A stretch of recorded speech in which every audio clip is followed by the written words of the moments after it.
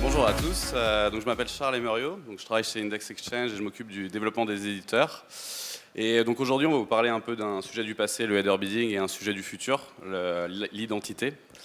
Et donc j'ai Jérémy avec moi pour m'accompagner sur ce sujet, donc Jérémy si tu veux te présenter. Bonjour à tous. Être dans un canapé à 12h30 après une intervention de Pernod Ricard, ça ressemble plus à un apéritif qu'à une intervention. Donc je suis directeur des activités numériques d'un groupe qui s'appelle Reward Media, qui est un des derniers nés des groupes médias en France.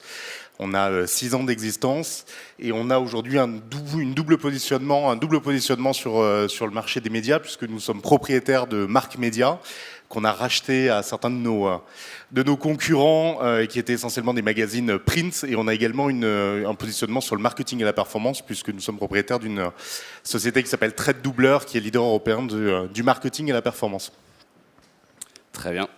Donc, alors pour ceux qui ne connaissent pas le header bidding, on peut regarder un peu dans le passé comment ça s'est fait. À la base, des acheteurs récupéraient un accès au programmatique après les invendus dans un système de cascade. Le header bidding a un peu changé tout ça. Il permet en fait d'être directement dans les pages des éditeurs et donc de donner un accès aux acheteurs à 100% des impressions et donc de yielder la performance chez les éditeurs. Donc, est-ce que tu peux nous dire qu'est-ce qui a poussé Reward Media justement à aller à fond dans la direction du header bidding ? Alors du fait qu'on soit assez récent sur le marché, on a eu besoin de digitaliser un certain nombre de marques qui n'étaient pas digitalisées au cours des 6 dernières années.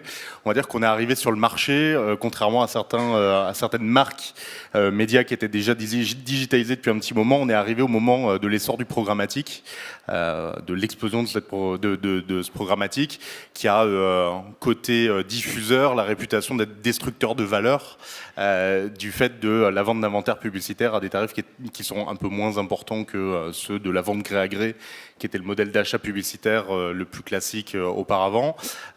Et il y a quelque chose d'assez intéressant qui nous est arrivé, puisqu'au moment où on a décidé de mettre un pied dans cet univers de la programmatique, le header bidding est arrivé, et on est passé de quelque chose qui consistait à dire je te laisse mon premier inventaire à toi, partenaire 1, puis le deuxième à toi, partenaire 2, puis à toi, 3, 4, 5, etc., à une compétition par l'intermédiaire d'outils comme les outils de Index Exchange, c'est-à-dire d'outils permettant de réaliser du header bidding.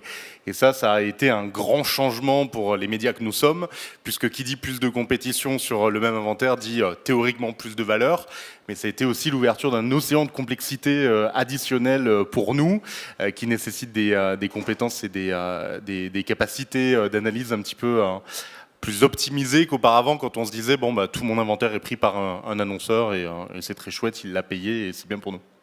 Alors tu parles de complexité justement, donc qu'est-ce qui t'a poussé en fait à choisir la solution d'Index Exchange en termes de header bidding plutôt que de l'open source ou n'importe quel autre ? Aujourd'hui, quand on parle de nouvelles solutions technologiques telles que le header bidding, en gros, le vrai KPI qu'on va regarder en tant qu'éditeur, c'est combien de temps ça va me prendre en termes de développement et combien ça coûte en termes de masse salariale de mettre en place ce genre d'outils. On a pris la décision de travailler avec Index Exchange et de travailler également avec d'autres partenaires sur le header bidding qui proposaient des solutions déjà clés en main pour une simple et bonne raison. C'était une solution qui nous permettait d'aller plus rapidement dans ce domaine-là, de le faire sans générer de coûts fixes additionnels et de le faire avec des experts, parce qu'on parle de complexité. Il y a des setups qui sont complexes, il y a des stratégies d'achat qui sont complexes, et il y a des optimisations qui peuvent être mises en place uniquement par les bons profils et les bonnes compétences comme celles que Index a dans ses équipes. Ok. Et donc chez Index Exchange, on a un exchange, bien évidemment, une plateforme qui permet de connecter les acheteurs et les éditeurs. Et ce qui a fait vraiment notre force et qui nous a rendu connus, c'est la création de notre wrapper. Donc c'est une solution clé en main qu'on va fournir aux éditeurs pour ajouter différents partenaires programmatiques. On a fait énormément de développement dessus les dernières années, ces 2 dernières années. Donc on a mis une documentation disponible sur Internet, on a mis un code de conduite très strict permettant justement plus de transparence entre les différents partenaires. Afin d'améliorer la user experience. On a également imposé aux partenaires de tout s'enchérir en net, parce que ce qui est important pour l'éditeur, c'est combien il va avoir dans sa poche à la fin. On a également publié notre code source afin que ce soit complètement transparent et qu'il n'y ait pas de doute sur une agnosticité du système ou non. Et on a rajouté également énormément de nouvelles solutions permettant un nouveau développement et passer vraiment au next step en header bidding. Et donc justement, le next step de header bidding, ça va être tout ce qui va être relié à l'identité. Donc il y a plusieurs sujets. Là-dessus, on va le séparer en deux. On va avoir la partie Unified ID et la partie People-Based Marketing. Donc Jérémy, qu'est-ce que tu penses justement des solutions de Unified ID? Vous avez peut-être entendu parler dans l'audience du Digitrust, Advertising ID Consortium, ID5, qui sont de nombreuses solutions qui visent à améliorer la connexion entre les acheteurs et les éditeurs. Alors plus globalement, on est dans un univers où nous, publishers, on met à disposition par l'intermédiaire de nos sites internet des inventaires qui sont achetés par des marques et également par des agences. La réalité aujourd'hui qui nous pose problème par rapport à la monétisation de nos inventaires, c'est tout ce qui va toucher aux discrepancies. C'est-à-dire qu'aujourd'hui, quand on met sur une place de marché un certain nombre d'inventaires publicitaires, c'est-à-dire d'espaces qui sont achetables, il y a un certain nombre d'actions qui peuvent engendrer le fait que l'inventaire qu'on met à disposition soit un inventaire qui se perdent.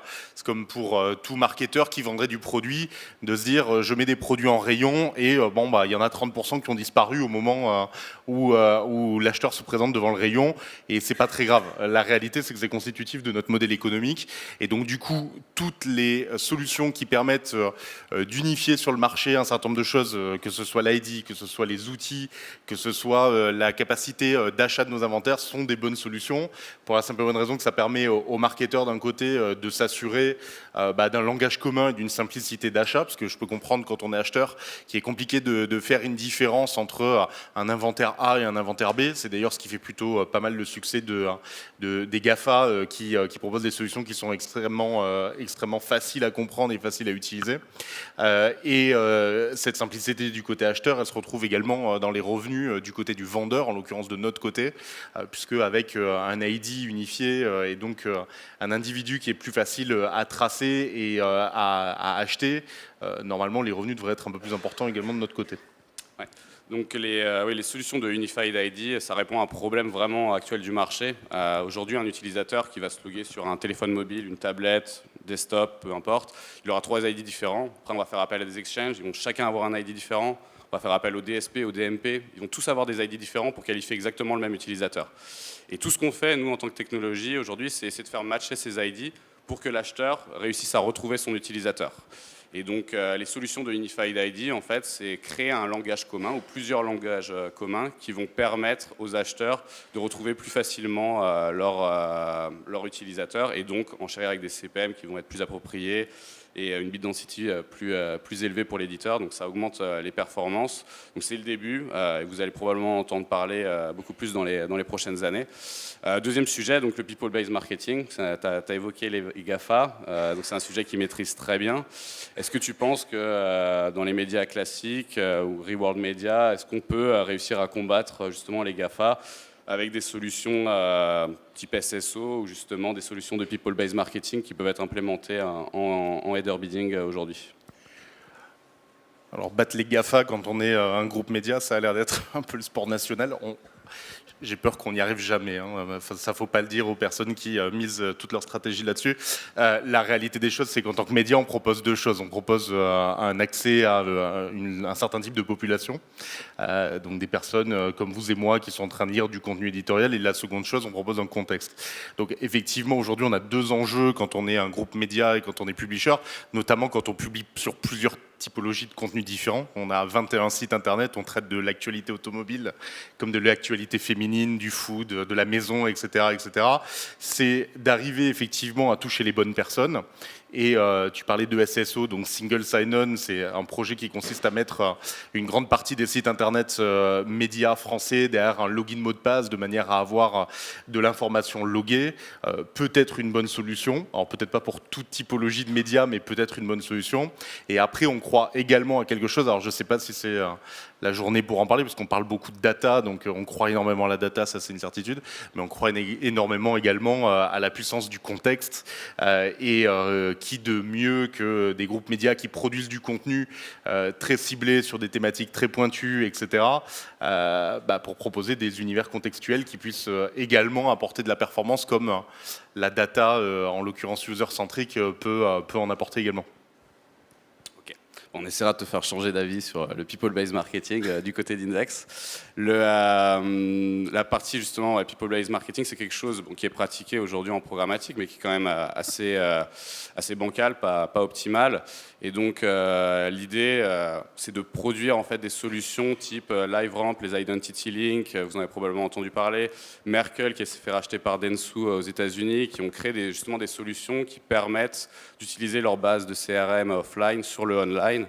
Et donc l'idée du rapport d'Index Exchange, c'est justement de fournir cela en native avec les solutions de Unified ID pour que les éditeurs puissent y avoir accès et augmenter les performances de leurs acheteurs dans le milieu média. Et donc, en next step, qu'est-ce que ça va être la collaboration entre Reward et Index Exchange, des idées sur le futur, sur ce qu'on pourrait mettre en place? On aurait pu en parler dans une salle de réunion et pas tout ce public devant nous. Non, il y a plein de choses qu'on peut mettre en place du côté du header bidding. Plus globalement, toujours optimiser la valeur de nos inventaires, ça c'est un point qui est extrêmement important. Il y a pas mal de choses qui ont évolué du côté de l'acheteur, notamment avec le fait que ce qu'on appelle le first price, c'est-à-dire le fait d'acheter au premier prix d'enchère programmatique, soit quelque chose de généralisé. Donc c'est quelque chose qui a un vrai impact pour nous, publishers, et qui devrait avoir un impact également du côté du header bidding.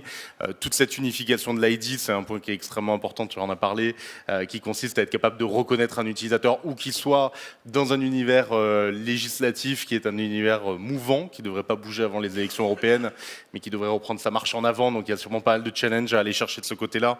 C'est pas uniquement du côté du wrapper, c'est également du côté des acheteurs.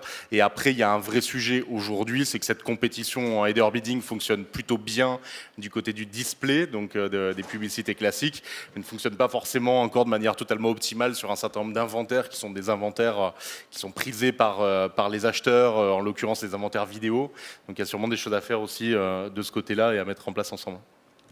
Très bien. Alors il nous reste un tout petit peu de temps, donc on va jouer à un petit jeu. Donc je vais te donner un mot ou deux mots. Tu me réponds avec un ou deux mots, comme tu veux. Donc c'est pas préparé. Là, ça ressemble vraiment à un apéritif.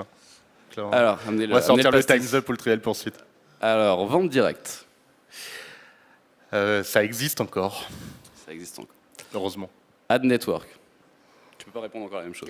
Je n'ai pas le droit de dire ça existe encore. Non, c'est bien pour le marché. Ça permet d'acheter à plusieurs endroits en une seule fois. Ok. Cookies. Tu peux pas me répondre bonne maman. Non, en plus, oui, la pauvre. Cookies, compte à rebours. Consolidation. Unification. J'ai l'impression de jouer à pyramide.